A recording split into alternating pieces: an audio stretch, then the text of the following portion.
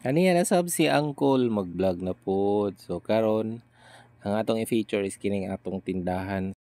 Ang Uncle Andre Sari-Sari Store naninda kami dinhi og lamas, prutas, kanya mga daily needs mga kinahanglan nato since atbang punta sa eskwelahan natay mga chichirya.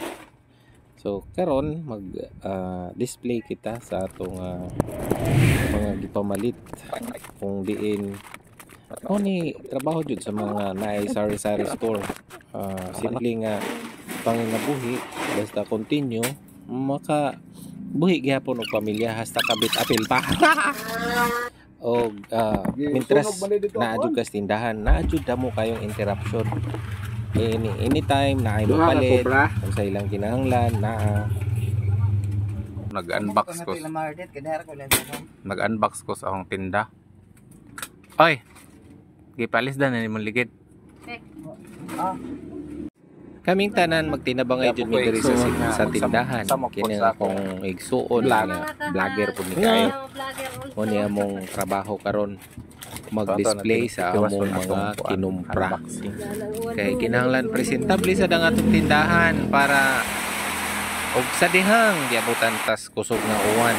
So while display kusog kayo ang uwan kay murag may bagyo nga tiabot.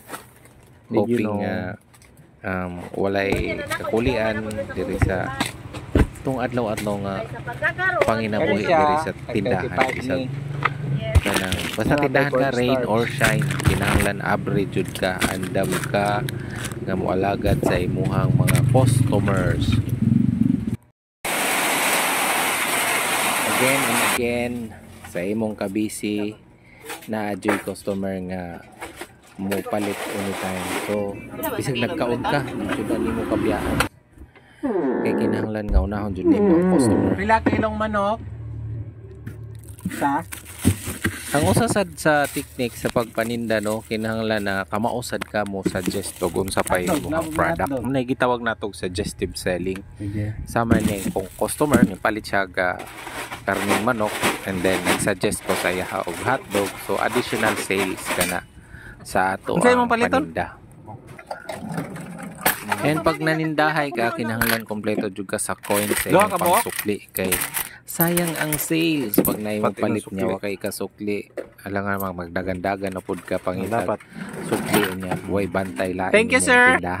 And pag nanindasab ka, always say thank you sa imong customer. Pasalamat ka nga ilang gitangkilik ang imong produkto, ang imong serbisyo.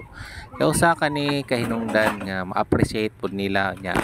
May chance pa nga mobalik sila palit sa imo. Ang repeat sales mo'y nindot kaayo.